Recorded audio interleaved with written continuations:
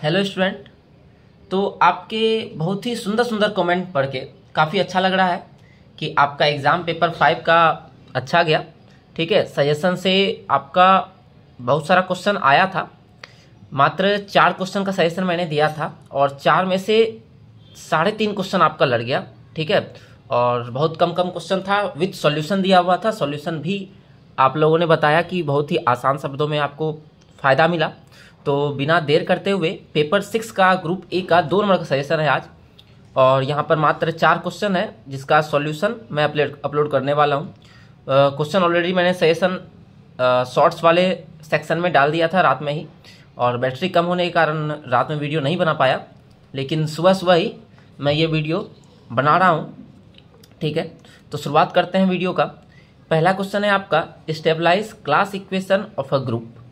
दूसरा है, G be a group, then order of G is p to the power n, p being prime, then so that order of center of Z greater than 1। ठीक है, इस question को एक तरह से और पूछा जाता है कि आपका Z जो होगा, ठीक है, मतलब कि अगर मान लेते हैं कोई G है जिसका ऑर्डर प्राइम ऑर्डर का पावर है, तो जो Z होगा वो आइडेंटिटी के बराबर नहीं होगा। ठीक है, ये इसके रूप में भी ये पूछा जाता है, ये भी ध्यान रखिएगा स्टेटमेंट आप। फिर अच्छा, ये जो स्टेब्लिश क्लास इक्वेशन है इसका भी स्टेटमेंट देके पूछा जाता है। अभी प्रूव हम लोग करेंगे तो देखेंगे किस तरह से होगा। तीसरा है, prove that centre of a group is normal subgroup of G. ठीक है, centre of group normal subgroup of जी होता है, जबकि आपका जो नॉर्मलाइजर ऑफ ग्रुप होता है वो सब ग्रुप ऑफ जी सिर्फ होता है। ठीक है, एमसीक्यू के लिए भी ध्यान रखिएगा। फोर्थ और लास्ट क्वेश्चन है, prove that the relation of conjugacy is equivalence relation. ठीक है, तो रिलेशन ऑफ कंजुगेंसी जो है वो इक्विवेलेंस रिलेशन है, इसको प्रूव करना है। तो शुरुआत हम लोग करते हैं वीडियो का क्वेश्चन नंबर 4 से। Relation of conjugacy is an equivalence relation. तो सबसे पहले हम बताएंगे कि कंजुगेंसी क्या होता है, जिससे कि आपको बहुत अच्छे से समझ में आ जाए और एग्जाम में आपको ये याद रहे। क्वेश्चन का आंसर सॉल्यूशन जो मैं करवाऊंगा, सॉल्यूशन कराने का मतलब ये कि आपको ये क्वेश्चन मैं याद करा दूं जिससे एग्जाम में आप लिख पाएँ। ठीक है, तो कंजुगेसी क्या होता है कि अगर आपके पास कोई जी है, आप सॉल्यूशन में भी लिख सकते हैं कि पहले डिफाइन कर सकते हैं कि कंजुगेसी क्या होता है। Let G be a group, अगर जी कोई ग्रुप है and A belongs to G, और कोई एक एलिमेंट ले लिए ए, then A is called conjugate to an element B जो कि G में बिलोंग कर रहा है, if and only if A is equal to X inverse BX for some X belongs to G। मतलब यहाँ क्या हो रहा है कि मेरे पास जी कोई ग्रुप है, तो ए को हम लोग कंजुगेट कहेंगे, ए को कंजुगेट कहेंगे बी का, अगर ए को हम लोग इस तरह से लिख पाएं।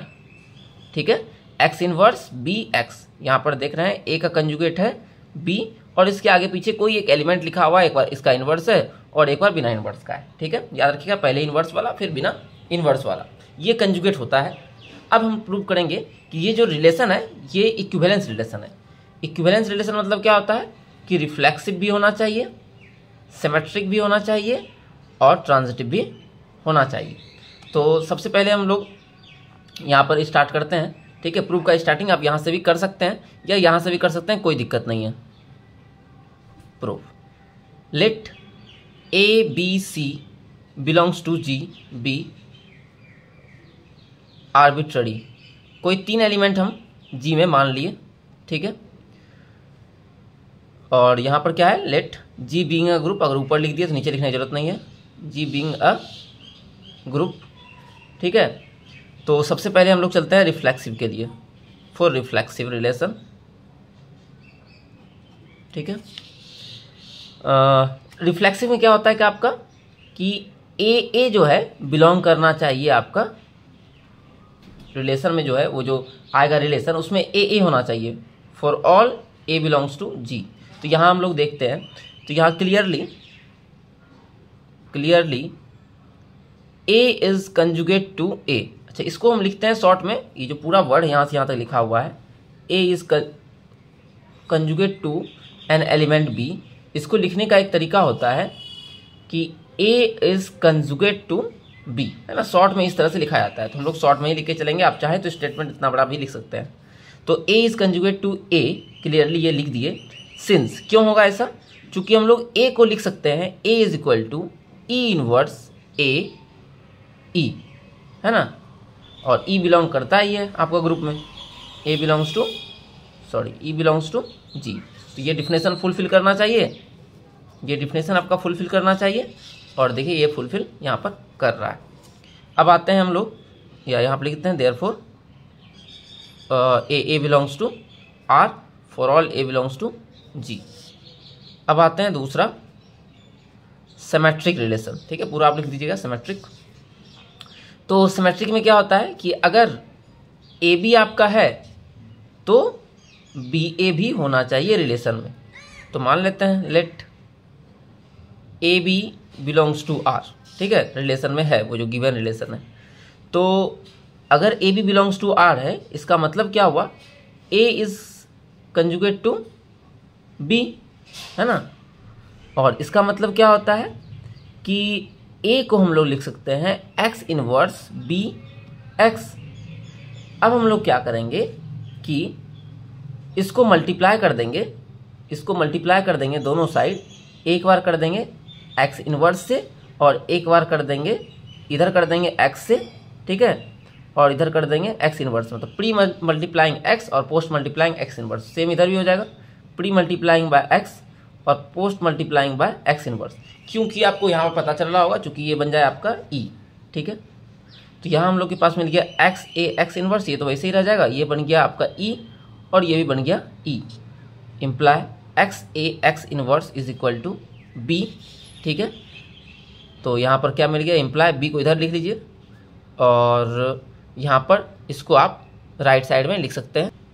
तो हम लोग को मिल जाएगा X A x inverse imply B is equal to, अब यहाँ ध्यान दीजिए डिफिनेशन में क्या कहता है कि पहले इन्वर्स होना चाहिए फिर बाद में वो एलिमेंट होना चाहिए। तो यहाँ पर तो ऐसा उल्टा है, तो हम लोग क्या करेंगे, एक्स इनवर्स का इन्वर्स कर लेंगे इसको, क्योंकि ये तो ऐसा लिख सकते हैं ए को, और ये हो गया एक्स इनवर्स, है ना। तो एक एलिमेंट, पहला एलिमेंट का इन्वर्स है, फिर वो एलिमेंट आ गया, तो काम आपका हो गया, ठीक है। हर चीज़ की यहाँ पर आप यहाँ पर रीजन दे सकते हैं, जैसे कि यहाँ पर since a inverse equal to e होता है, वो रीजन आ गया, है ना। यहाँ pre multiplying by post, pre multiplying post multiplying हुआ है। यहाँ पर आपका जो है इसमें कोई यहाँ पर हो गया है कि अगर कोई एलिमेंट ए को ई से मल्टीप्लाई करते हैं तो ए मिलता है, तो इस तरह से हम लोग लिख सकते हैं, ठीक है। यहाँ रीजन क्या आ जाएगा कि ए इनवर्स का इनवर्स ए होता है। अब जैसे ही ऐसा आ गया तो क्या आ गया मेरे पास, b a belongs to R. तो A B belongs to R था, अब मिल गया हमको b a belongs to R, therefore ये क्या हो गया, सिमेट्रिक भी हो गया, है ना। यहाँ पर लिख सकते हैं ऊपर वाले में कि ये therefore it is reflexive relation, और यहाँ लिख देना है therefore it is symmetric relation. अब आते हैं तीसरा, कंजुगेट रिलेशन, ट्रांजिटिव रिलेशन, ठीक है। तो ट्रांजिटिव रिलेशन में क्या होता है कि अगर आपके पास ए बी है और बी सी है तो आपके पास ए सी भी होना चाहिए, ठीक है। तो यही हम लोग दिखाएंगे। सबसे पहले मान लेंगे let A B belongs to R and B C belongs to R, ठीक है। इम्प्लाई अगर ए बी बिलोंग करेगा तो क्या होगा, ए इज कंजुगेट टू बी, और यहाँ का मतलब क्या होगा, बी इज कंजुगेट टू सी। यहाँ पर कंफ्यूज नहीं कीजिएगा, दोनों जगह सी ही लिखा गया है। इम्प्लाई इसका मतलब क्या हो जाएगा, a is equal to x inverse b x, और इसका मतलब क्या होगा, b is equal to x inverse c x, ठीक है। Imply a is equal to, अब क्या करेंगे, यहाँ बी का जो वैल्यू है वो इसमें चिपका देंगे, इम्प्लाई एक्स इनवर्स, तो बी की जगह पर क्या आ गया, फिर से एक्स इनवर्स, यहाँ पर आप एक्स इनवर्स इसकी जगह पर कोई अलग एलिमेंट ले लीजिए, चूंकि ये बी अलग एलिमेंट है, हालांकि सेम भी ले लेते तो कोई फर्क नहीं पड़ता, लेकिन अलग लेने से यहाँ पर आपको प्रॉपर्टी दिखेगा। तो बी की जगह पर क्या आ जाएगा, वाई इनवर्स सी वाई फिर एक्स। नेक्स्ट स्टेप में ए इज इक्वल टू, यहाँ पर इन दोनों को हम लोग लिख सकते हैं वाई एक्स का इनवर्स रिवर्सल लॉ से सी वाई एक्स, है ना, और वाई एक्स तो बिलोंग कर ही रहा है ना, वाई एक्स आपका जी में बिलोंग करेगा ही। तो यहाँ से हमको क्या मिल गया, देखिए पहला का इन्वर्स और फिर दूसरा वही चीज़ सेम एलिमेंट है, बीच में सी है, इसका मतलब A is conjugate to C, और जैसे ही A is conjugate to C हुआ therefore A C belongs to R, और ए सी भी आर में बिलोंग कर गया, और ए सी आर में बिलोंग किया तो ये ट्रांसिटिव हो गया, यहाँ लिख देना है ट्रांसिटिव, सबसे लास्ट में लिख देंगे फिर hence the relation is reflexive symmetric and transitive, therefore it is equivalence relation या relation of conjugacy is equivalence relation, ये आपको लिख देना, ठीक है। ये हो गया आपका फर्स्ट नंबर पहला क्वेश्चन का सॉल्यूशन। अब आते हैं हम लोग अपने दूसरे क्वेश्चन के सॉल्यूशन पर। तो नेक्स्ट हम लोग प्रूव करेंगे सेंटर जेड जो है वो नॉर्मल सब ग्रुप होता है जी का, है ना, जो सेंटर होता है वो नॉर्मल सब ग्रुप होता है जी का, ये हम लोग प्रूव करने वाले हैं, ठीक है। तो यहाँ पर आपको दो चीज़ जानना पड़ेगा कि सेंटर क्या होता है और नॉर्मल सब ग्रुप प्रूव कैसे करते हैं, ठीक है, वो सॉल्यूशन में भी आप दिखाई दीजिएगा, ठीक। तो सबसे पहले अगर आपका मान लेते हैं कि जेड कोई सेंटर है ना, जेड अगर कोई सेंटर, या उससे पहले आपको लिखना पड़ेगा कि जी एक ग्रुप है, तो स्टार्टिंग मान लेंगे let G be a group, ठीक है। तो जी एक ग्रुप है, तो जेड आपका सेंटर होगा, उसमें क्या होगा कि जेड में ऐसा एलिमेंट आएगा, ठीक है, स्मॉल जेड यहाँ पर है, या एक्स भी आप लिख सकते हैं या वाई लिख सकते हैं, ऐसा एलिमेंट जिससे कि जेड एक्स बराबर एक्स जेड हो जाए, और ये एक्स किसका एलिमेंट है, तो जी का एलिमेंट है ना। तो जेड सेंटर में वैसा एलिमेंट आएगा जो कि एक्स के किसी एलिमेंट के साथ कम्यूट करेगा, ठीक है। तो ये हो गया आपका सेंटर ऑफ ए ग्रुप, ठीक है। और नॉर्मलाइजर जो होता है वो एलिमेंट का होता है, और सेंटर जो होता है वो ग्रुप का होता है, उसमें भी यही चीज़ आता है, लेकिन दोनों में थोड़ा थोड़ा अंतर होता है। अच्छा, प्रूव क्या करना है हम लोग को, टू प्रूव करना है कि centre of Z is normal subgroup of G, ठीक है, मतलब कि नॉर्मल सब ग्रुप प्रूव करना है हमको जेड को जी का। तो अगर ये प्रूव करेंगे तो हमको ये दिखाना पड़ेगा कि अगर ए बी जेड में बिलोंग कर रहा है तो ए बी इनवर्स भी जेड में बिलोंग कर जाए। तो ये जैसे ही प्रूव कर देंगे तो हो जाएगा सब ग्रुप प्रूफ, है ना, पहला चीज। दूसरा, अगर हम ये दिखा दें कि x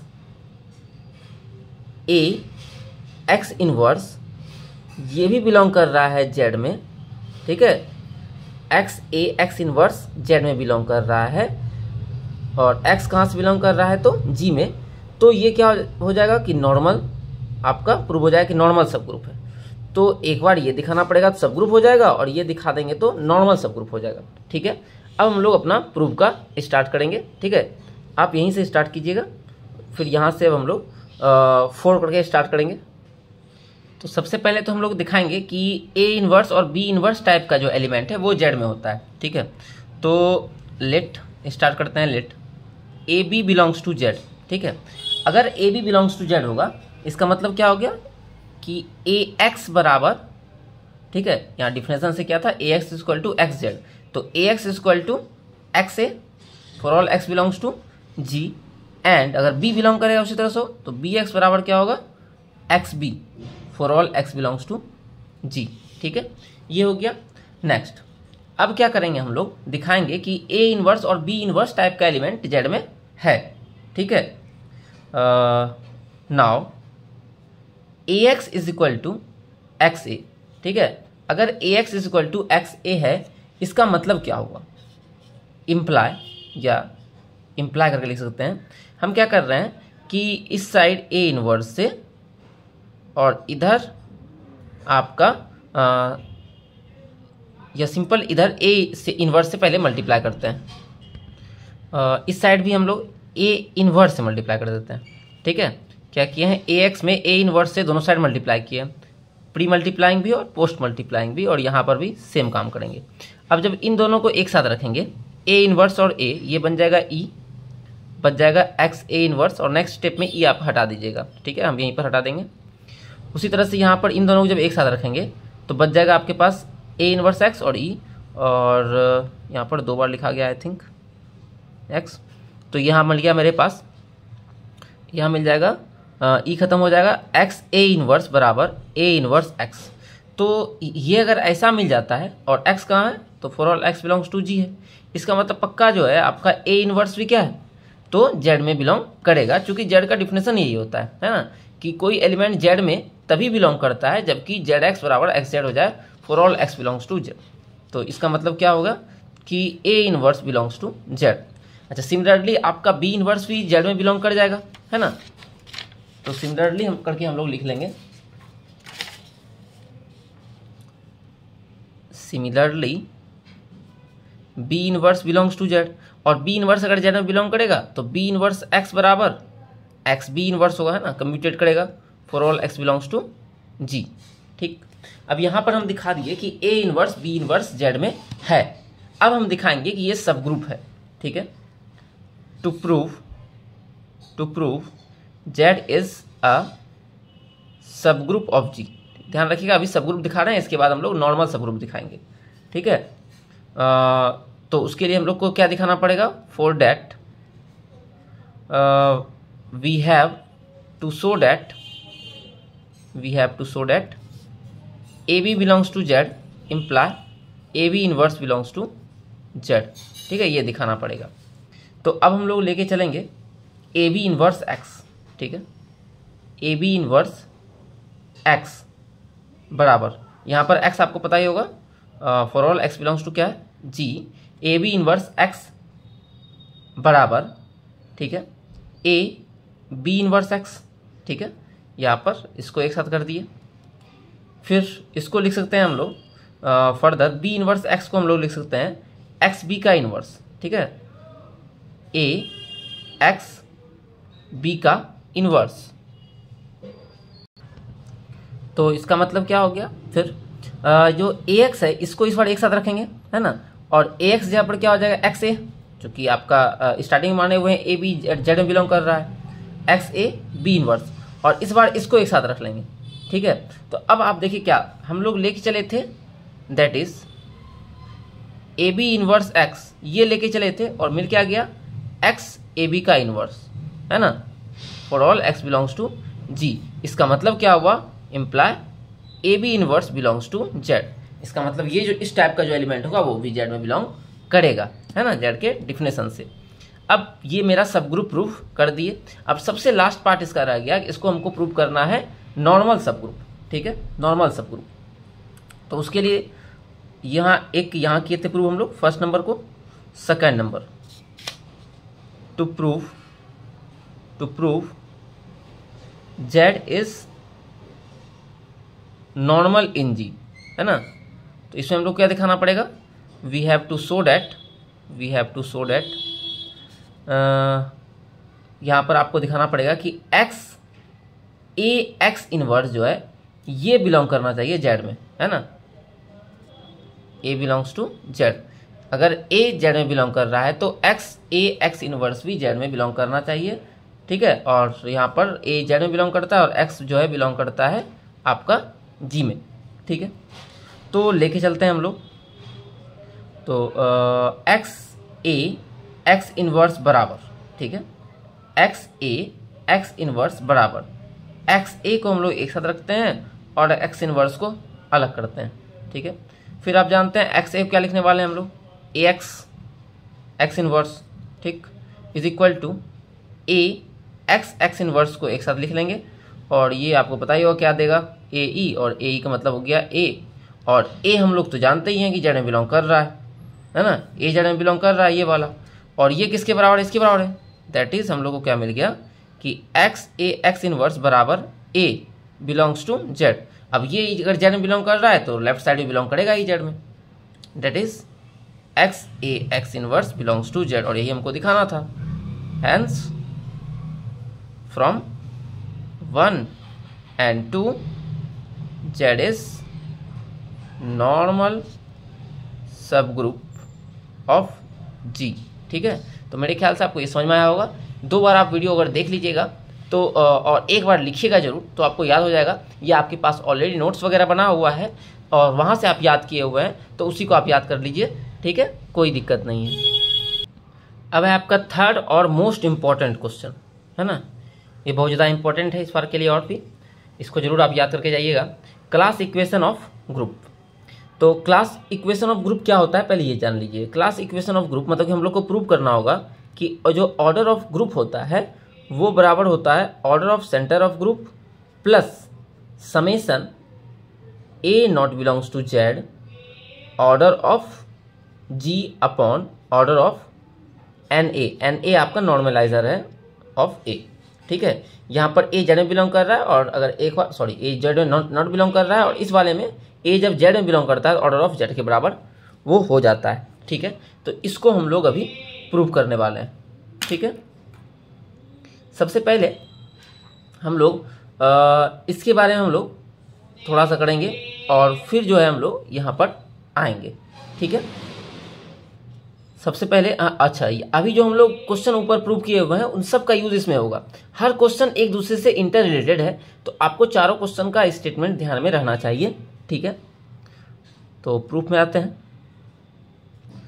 we know that the relation of conjugacy, ठीक है, स्पेलिंग थोड़ा सा हैंडराइटिंग के लिए जो है माफ कीजिएगा, इज एन इक्विवेलेंस रिलेशन, कि बहुत तेजी लिखना पड़ रहा है, इज एन इक्विवेलेंस रिलेशन। ये हम लोग पहले से जान रहे हैं कि ये क्या होता है, तो इक्विवेलेंस रिलेशन होता है, ठीक है।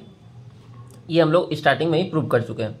तो अगर कोई इक्विवेलेंस रिलेशन होता है जी में, ठीक है, तो आपको पता होगा कि वो क्या करता है कि इक्विवेलेंस क्लासेस में उसका पार्टीशन कर देता है ना। मतलब मान लेते हैं अगर ये जी है, तो अगर इक्विवेलेंस क्लासेस बन रहा है तो जी का जो है क्या कर देगा, रिलेशन पार्टीशन कर देगा, ठीक है। और इस तरह से पार्टीशन होगा कि सब में कुछ भी कॉमन नहीं होगा, ठीक है, किसी में कुछ भी कॉमन नहीं होगा, साथ में सबका जब यूनियन लेंगे तो वो जी के बराबर होगा। बस उसी बात को हम अभी लिखने वाले हैं। हैंस, ठीक है, दिस रिलेशन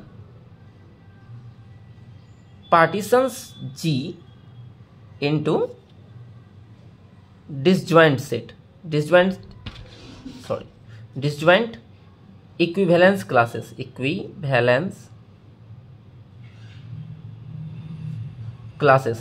इसका मतलब वही हो गया। डिसजॉइंट इक्विवेलेंस क्लास मतलब कि सबका सब क्या होगा, अलग होगा। ये पहला हो गया, दूसरा, तीसरा, चौथा, है ना, सब दिख रहा होगा, किसी में कुछ भी कॉमन नहीं है, और साथ में अगर सबका यूनियन लेंगे तो पूरा का पूरा जी बन जाएगा, ठीक है। 10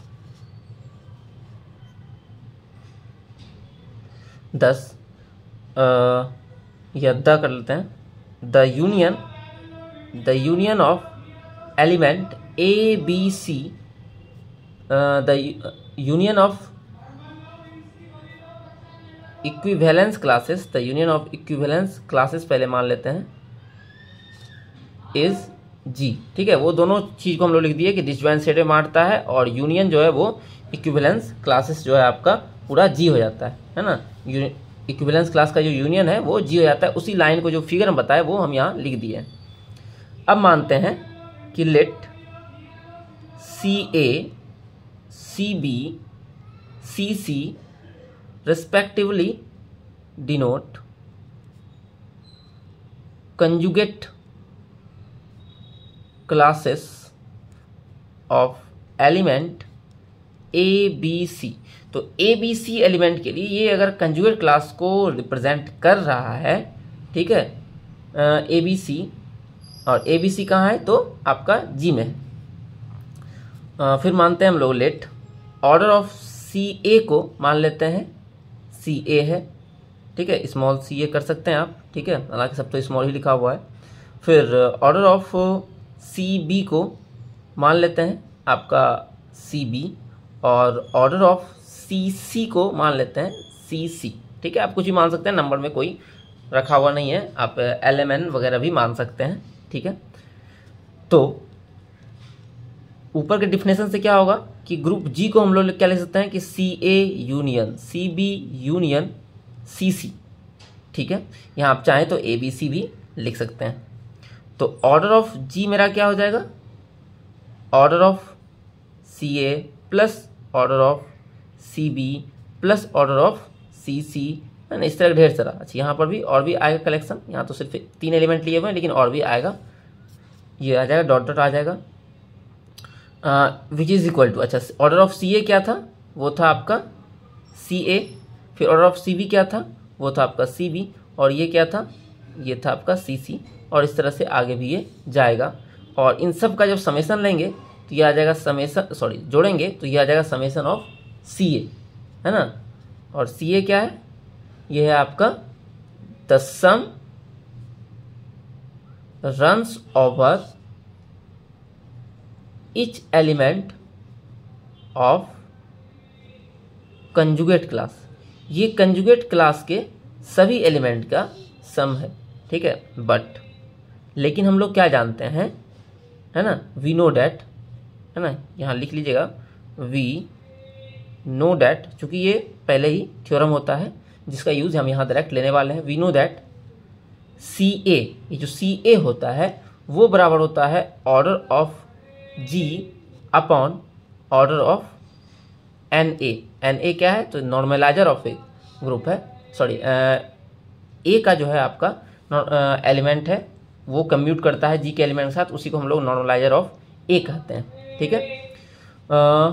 देयरफॉर ऑर्डर ऑफ जी बराबर, ठीक है, तो ऑर्डर ऑफ जी क्या आ जाएगा, तो सी ए बराबर इतना होता है, बस सी ए की जगह पर हम लोग क्या कर देंगे, इसको पूरा चिपका देंगे और आगे में सिग्मा बस लग जाएगा।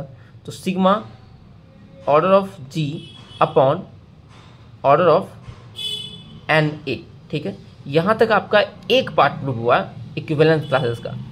अभी हम लोग को क्या दिखाना है, हम लोग को दिखाना, देखिए अभी सिर्फ इसके बारे में हम लोग चर्चा किए हुए हैं, अभी हम लोग को ये वाला भी लाना है, ठीक है। और उसके बाद हम लोग इस दोनों को समाप्त कर देंगे, किस तरह से ये दोनों आएगा, ठीक है।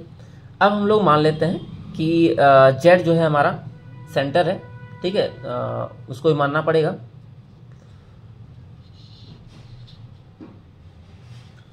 तो मान लेते हैं कि let A belongs to Z, ठीक है। तो अगर ए जेड में बिलोंग करेगा तो एक थ्योरम होता है कि अगर ए में ए जेड में बिलोंग कर दिया तो जो नॉर्मलाइजर ऑफ ए होता है वो जी के बराबर हो जाता है ना। उसका मतलब क्या होता है कि जो ऑर्डर होगा आपका, ऑर्डर ऑफ एन ए जो होगा और जो ऑर्डर ऑफ ग्रुप होगा और जो ग्रुप का ऑर्डर होगा, दोनों आपस में इक्वल हो जाएगा। ये दोनों तरफ से फॉलो करता है ना, इधर से भी उधर से भी। अगर ये दोनों इक्वल है तो ए जेड में बिलोंग करेगा, ठीक है।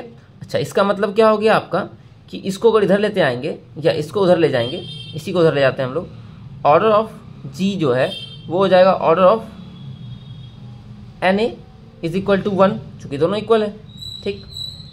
और यहाँ पर क्या था आपका ए बिलोंग्स टू जेड था, ठीक है। जब ए जेड में बिलोंग करेगा तो क्या हो गया, ये आ गया आपका 1 हो गया। नाउ 1 बिकम्स, ठीक है। 1 को आप पहले आप चाहें तो स्टार्टिंग में इस तरह से लिख भी सकते हैं कि आपका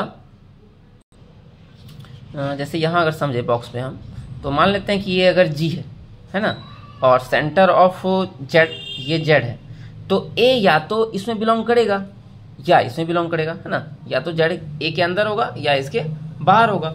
अगर इसके बाहर होगा जेड तो आपका क्या आ जाएगा, जेड ये इसके बराबर आ जाएगा। लेकिन अगर इसके अंदर होगा तो आपका क्या बन जाएगा, आपका 1 बन जाएगा। तो नाउ 1 बिकम्स, इसको हम लोग इक्वेशन 1 मान लेते हैं, ठीक है।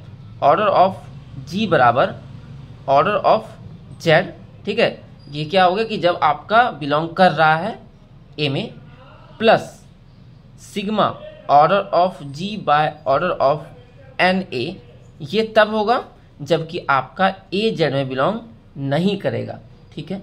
तो ये हो गया आपका रिक्वायर्ड क्लास इक्वेशन, यहाँ लास्ट में लिख देना है which is the required class equation, which is the required class equation. तो आपको सबसे पहले इस थ्योरम को याद करने के लिए इस फॉर्मूले को आपको याद रखना है, ठीक है। आप इसको जरूर याद रखिए क्योंकि तभी आप प्रूव कर पाइएगा, ठीक है। अगर एक आध स्टेप आप मान लेते हैं भूले भी तो आपको यहाँ तक जरूर पहुँचना है, ठीक है। अब हम लोग चूँकि लगभग हाफ आवर हो गया और एक क्वेश्चन और रह गया है हम लोगों का, है ना, चौथा क्वेश्चन ये रह गया है। तो अगर आप लोग बोलिएगा तो इसमें हम लोग इसी नेक्स्ट वीडियो में इसको प्रूव करवा देंगे, नहीं तो फिर हम जो है नेक्स्ट सेशन अपलोड करेंगे। ठीक है, अच्छा इसमें आप चाहें तो एक क्वेश्चन और ऐड कर सकते हैं। ठीक है, 5वां, हालांकि उतना ज़्यादा इम्पोर्टेंट नहीं है, लेकिन फिर भी एक group of order P square is an abelian. ठीक है, तो पी स्क्वायर का ऑर्डर अबेलियन होगा where P is prime, P is prime. ठीक है, अगर पी प्राइम है तो पी स्क्वायर आपका अबेलियन होगा। ये आपका एमसीक्यू में भी बहुत बार आता है, जैसे कि दे देगा कि 121 है तो ये आपका क्या होगा, अबेलियन होगा या नहीं, है ना। तो 11 का स्क्वायर है तो ये पक्का अबेलियन होगा, है ना। ये आपका एमसीक्यू में भी इस तरह क्वेश्चन बहुत सारा आता है, तो वो उस तरह से भी आप ध्यान में रख सकते हैं। तो मिलते हैं फिर अगले वीडियो में, और अगला सजेशन मैं फिर से तुरंत अपलोड कर दूंगा। शॉर्ट्स वाले सेक्शन में आपको सजेशन भी मिल जाएगा इस वीडियो के 1-2 घंटे में। ठीक है, या और जल्द ही, और साथ में उसका सॉल्यूशन भी कुछ टाइम के बाद मिल जाएगा, क्योंकि मुझे पता है समय बहुत कम है, इसीलिए मैं सजेशन अपलोड कर देता हूँ तुरंत जैसे ही बनता है, जिससे कि आप उसका सॉल्यूशन अगर आपके पास है तो आप सिंपली उसको याद कर लीजिए। ठीक है, और फिर यहाँ पर मैं अपना सॉल्यूशन देता हूँ कि अगर आपको ये अच्छे से समझ में आ जाए, क्योंकि आपके पास बहुत लोगों के पास सॉल्यूशन तो होगा लेकिन अंडरस्टैंडिंग नहीं होगा कि उसको याद कैसे करना है या प्रूव कैसे करना है। ठीक है, उल्टा पुल्टा याद किए हुए होंगे। तो अगर वीडियो अच्छा लग रहा है तो इसी तरह से आप लोग कमेंट वगैरह करते रहें। मिलते हैं अगले वीडियो में, तब तक के लिए आप सभी का धन्यवाद।